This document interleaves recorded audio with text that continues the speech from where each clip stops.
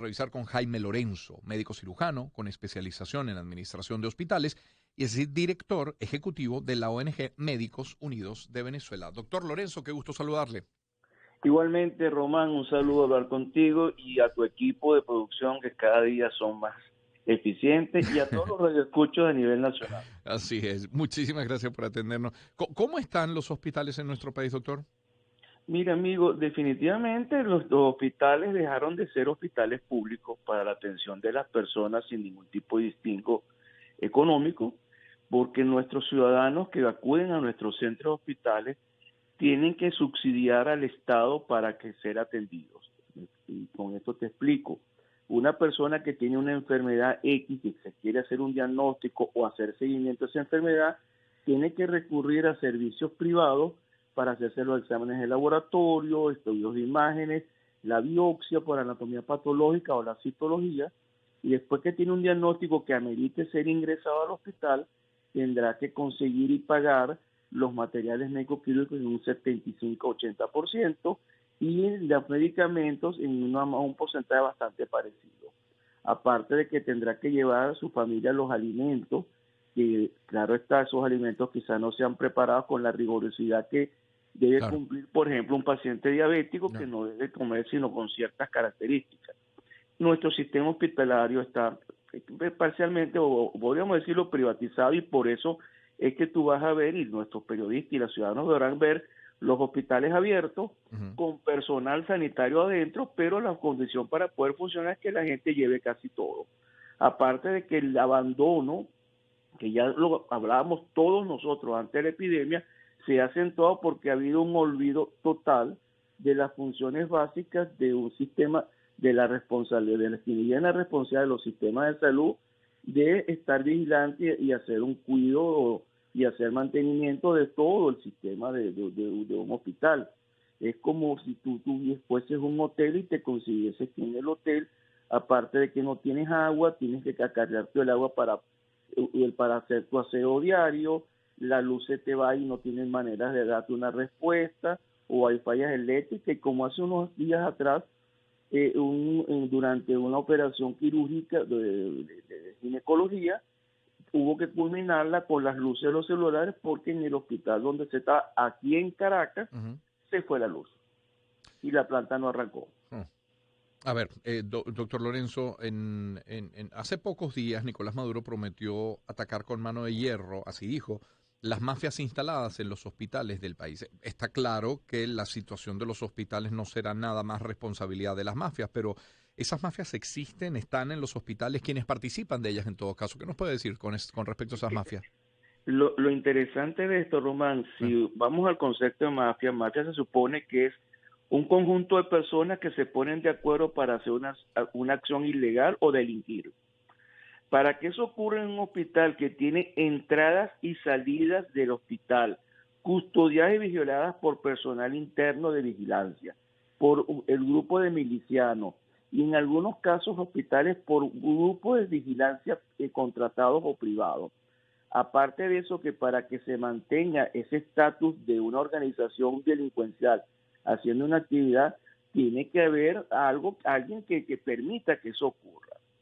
En nuestros hospitales se ha tratado de echarle la culpa a que la no adquisición de materiales, el no cumplir con tu deber como responsable de garantizar el funcionamiento del sistema público, no lo has asumido porque la dotación no está llegando y todo lo que explicamos hace un momento, y pretendes con esto decir que es culpa de alguien. Ujú.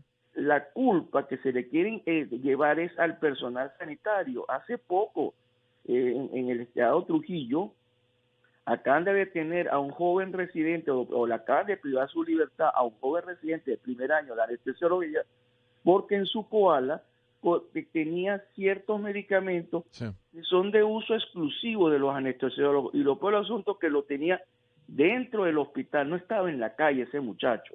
O sea, ese koala que le agarran y con el cual arman todo un alboroto, y sale incluso el ciudadano gobernador del estado a decir que no estaba contento porque solamente había un solo detenido, pero no dicen nada cuando por información del Diario de los Andes aparece que fueron destituidos dos personas de la dirección de la Fundación de Salud del Estado por ser los garantes de una nómina paralela. Es esta situación la culpa de las mafias que funcionan y deterioran los hospitales y hacen una serie de hechos delictivos. No es el personal sanitario, porque el personal sanitario, con los pobres sueldos que tiene y la migración tan alta de personal sanitario, aún sigue yendo a nuestros hospitales. Y durante la pandemia, cosa que pareciera que tenemos, el ciudadano Nicolás Maduro tiene memoria corta, gracias a ese personal sanitario que no hizo distingos nunca de género, posición política, posición económica, atendieron exponiendo su vida a todas aquellas personas que fueron a los servicios sanitarios con clínica o teniendo la enfermedad de COVID-19. Eso es algo que hay que tenerlo muy claro, y por eso en la estadística de mortalidad que no aparece pero oficialmente tenemos más de 850 fallecidos del personal sanitario, ya sea por falta de la vacuna en su momento adecuado o principalmente por la falta de insumos de protección para evitar la enfermedad.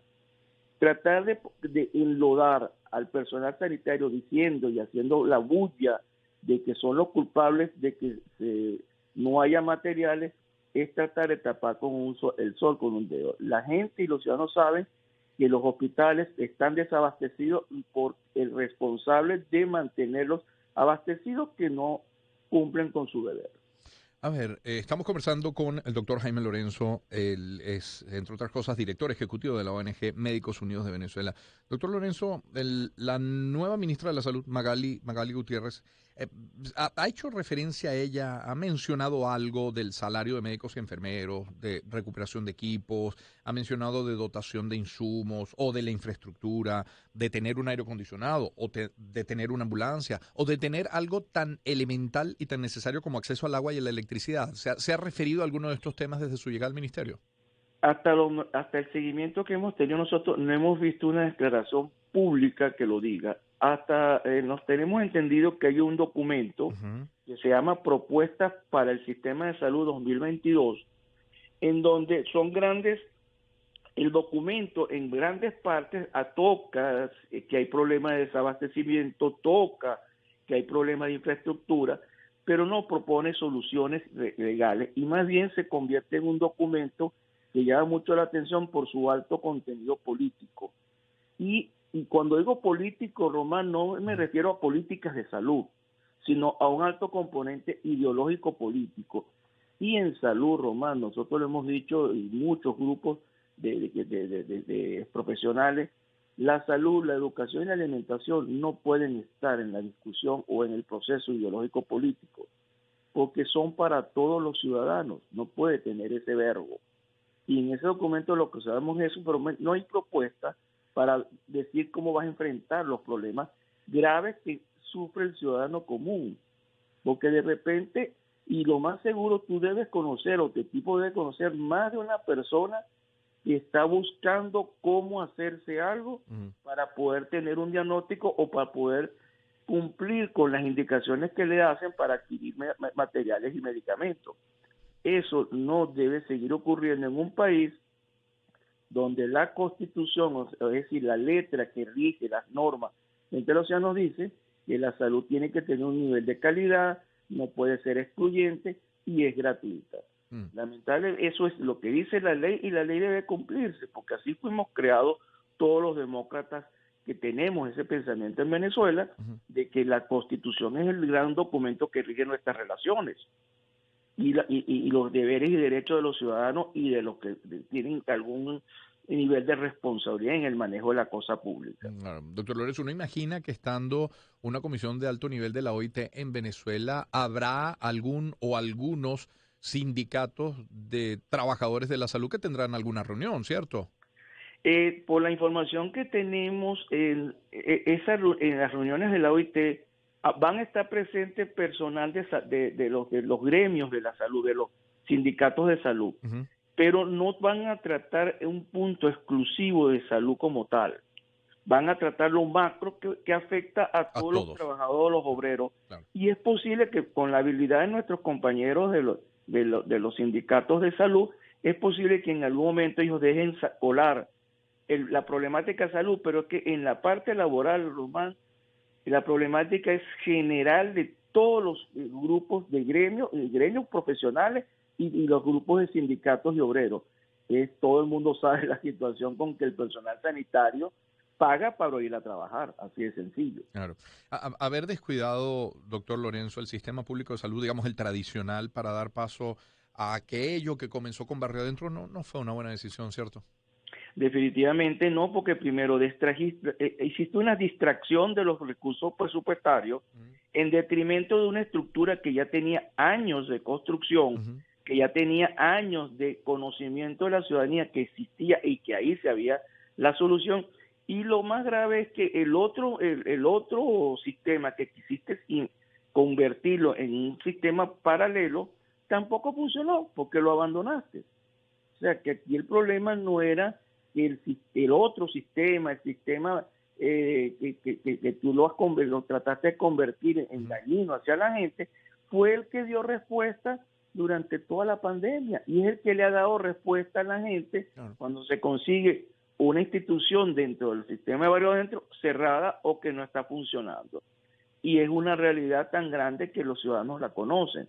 O sea, lamentablemente, hacer las cosas bajo una visión sectaria y viendo únicamente una posición ideológica, al final no funciona bien y al final no cumple el por qué es creado, que es la atención del ciudadano sin ningún tipo de discriminación.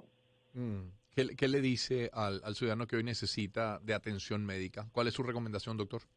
Mire, la única recomendación, que se llene de mucha paciencia y que siempre tenga algo presente, su dignidad como ciudadano y como hombre, su derecho de reclamar lo que está mal hecho. Eso es lo único que nos queda a nosotros como ciudadanos, el derecho a defender nuestros derechos y entre ellos el derecho a la salud, porque es lo único que el ciudadano ha podido hacer siempre, reclamar su derecho, y es hora de que los ciudadanos se den cuenta que las fallas de un sistema puede ser que tú ves una noticia que está ocurriendo en Sucre, pero en algún momento tú puedes ser afectado. Entonces, las fallas del sistema donde se ven, todos los ciudadanos tienen que alzar la voz, y ese ciudadano que va ahorita, dentro de un momento, por un dolor o porque tuvo un accidente, se cayó a un sistema de salud, reclame el derecho a ser atendido con dignidad, porque la dignidad forma parte de ese derecho como hombre, como ciudadano,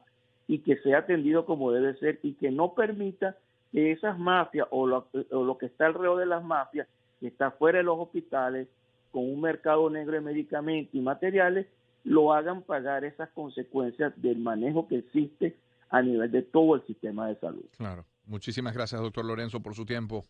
Gracias, Román, y cuídense, por favor. Seguro que sí. Jaime Lorenzo, médico cirujano con especialización en administración de hospitales, director ejecutivo de la ONG Médicos Unidos de Venezuela. Ponemos algo de música. ¿Qué les parece Bruno Mars a esta hora? Y el tema